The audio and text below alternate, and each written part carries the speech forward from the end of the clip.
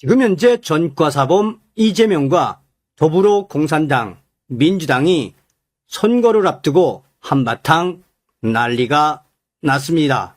종성산TV 좋아요, 구독, 알림은 큰 힘이 되겠습니다.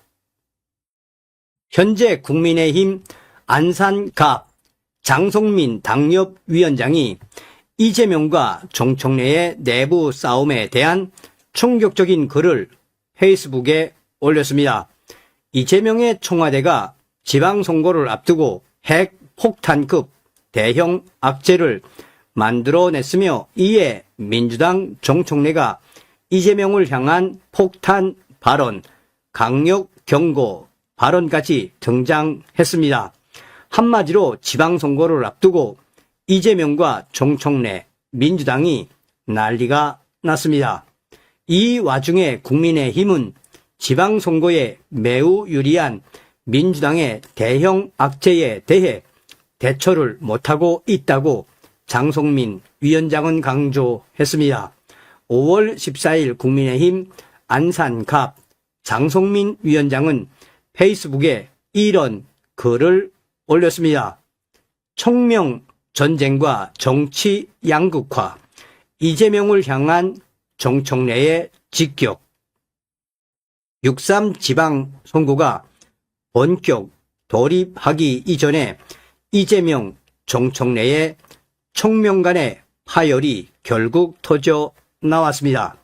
그 파열의 진원지는 이재명이 이끌고 있는 청와대이며 청와대 정책실장은 자신의 페이스북을 통해 AI와 반도체 산업의 초과 이윤을 전 국민에게 지급하는 국민 배당금 제도를 설계해야 한다고 주장해 순간 주식이 5% 넘게 급락했고 외국인 투자자들이 대거 빠져나가는 충격적인 상황이 등장했습니다. 그 바람에 환율은 1.24% 폭등했고 선거를 이끌고 있는 정청래 대표에게는 생각지도 못한 대형 악재가 터져 나온 것입니다. 민주당은 이재명의 청와대 정책실장의 이 발언이 국민들의 재산 증식이 아니라 재앙 증식이자 재난 증가일 뿐이라는 사실을 전부 알고 있을 것입니다. 선거 중에 이런 대형 악재는 고스란히 주식 투자자들과 재산 손실자들의 표심으로 연결됩니다. 정청래 대표는 이들이 민주당을 향한 감정적 투표자로 변할 가능성을 계산할 것이고 걱정하는 것은 당연합니다.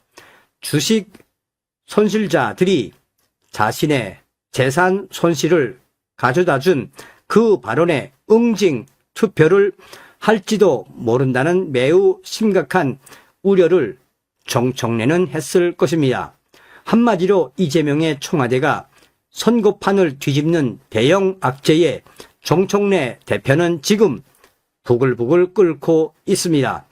정청래 대표는 이런 충격 발언이 투표 지형에 어떤 악영향을 미칠지를 어느 정도 알고 있는 정치인입니다. 왜 이 시점에 이런 엄청난 발언을 청와대에서 쏟아냈을까 하는 점에 그는 깊은 의심과 불만을 가질 것입니다. 청와대 정책실장의 이번 발언을 독자적, 개인적으로 했다고 믿을 국민들이 없다는 것도 그는 잘 알 것입니다. 당연히 이 발언은 이재명의 의중이 깊이 반영된 정치적 또한 정책적 발언으로 생각한 국민들이 절대 다수라는 것을 누구보다 잘 알고 있을 것입니다. 그러면서 이재명이 지금 왜 이런 짓거리를 하는지 정청래 그는 기가 막힐 것입니다. 그래서 정청래 그는 서둘러 진화에 나섰는지도 모르며 하지만 정책실장이 던진 발언의 대형 악재는 이미 비난 여론이 되어 봄날 꽃가루처럼 확산되기 시작했습니다. 이를 청와대도 의식하지 않을 수는 없는 일이며, 그래서 청와대 정책실장은 개인의 생각이라며 서둘러 36개 주랭랑을 치며 빠져나갔습니다. 아무런 사과도 없었습니다. 그리고 청와대 정책실장의 발언 뒤에 있었던 이재명이 수면 위로 급 등장했습니다. 이재명은 정책실장을 엄호했고 방어막을 쳤습니다. 그의 발언에 대한 자세한 설명까지 하고 나섰습니다. 그리고 청와대 정책실장의 발언을 비판한 언론을 향해 겁박성 발언까지 했습니다. 이는 그렇게까지 해서라도 급한 불을 꺼야 되겠다는 절박감의 발로로 해석됩니다. 정책실장의 말 폭탄은 이미 여론의 바람을 타 버렸고 언론의 비판을 진화했을지는 모르지만 더 큰 불이 타 올랐습니다. 이번에는 친청계의 대표인 정청래 대표가 이재명을 향해 직격탄을 날렸습니다. 청와대 정책실장의 반도체 기업의 초과 이윤을 뺏어서 국민에게 지급하겠다는 이 대형 악재로 자칫 6.3 지방선거를 망칠 수도 있다는 위기감이 그러하여금 이재명을 향해 직격탄을 날리게 했을 것입니다. 왜냐하면 민주당을 이끌고 있는 정청래 대표에게는 이번 6.3 지방선거의 승패에 따라 자신의 정치적 운명도 걸려있기 때문입니다. 그런데 청와대 정책실장의 발언은 승리로 가려는 그에게 엄청난 장애물이 되어 버렸습니다. 바로 이 점이 정청래 대표로 하여금 어쩌면 청와대가 자신 중심의 6.3 지방선거 압승을 바라지 않고 있는지도 모른다는 의심을 갖게 만들 것입니다.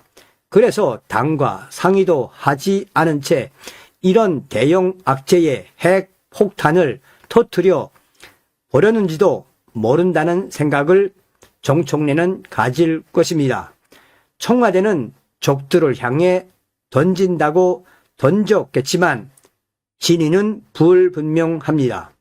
이 핵 폭탄급 대형 악재는 결국 민주당이라는 아군을 초토화시키는 오발탄이 될 수도 있다는 초조한 불안감을 정청래 대표는 갖지 않을 수가 없을 것입니다.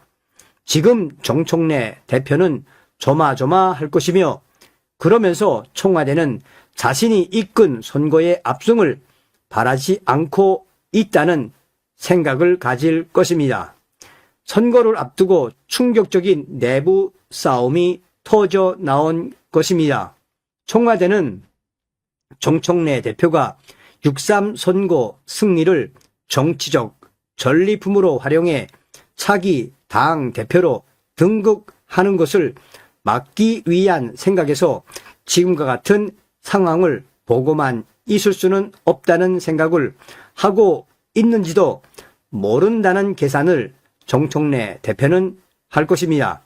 그래서 청와대는 6.3 선거에 이재명과 청와대의 기여가 더 크다는 결과 선점을 노리고 정책실장으로 하여금 저런 엄청난 핵폭탄급 발언을 터뜨리도록 했을 것입니다.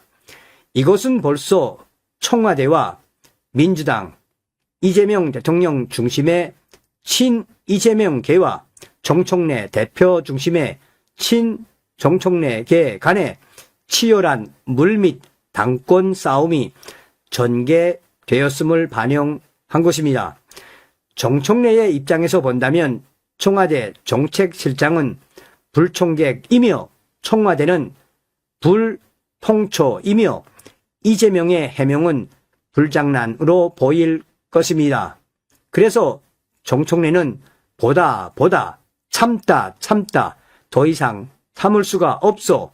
국민 배당금을 두고 당과 어떤 이야기가 없었다라며 충분히 숙성되고 해야 되는 일이라고 이재명과 청와대를 향해 직격탄, 폭탄 발언으로 강하게 저항을 한 것입니다.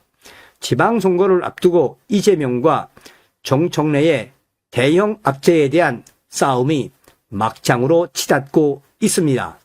정청래는 이재명을 향해 소뚜껑 먼저 열면 밥이 되기 전에 설 익어버린다라며 논의가 충분하게 숙성이 될 때 해야 되는 일이 아닐까, 저는 개인적으로 그렇게 생각한다고 말한 것은 한마디로 지금 청와대에서 정책실장을 통해 했던 그 발언은 아직 설익없고 국민 여론 과정도 거치지 않아서 학술적 토론, 정책, 법으로 만들기에는 모자라도 한참 모자란다라며 이재명과 청와대 정책실장의 발언을 뭉개버린 것입니다.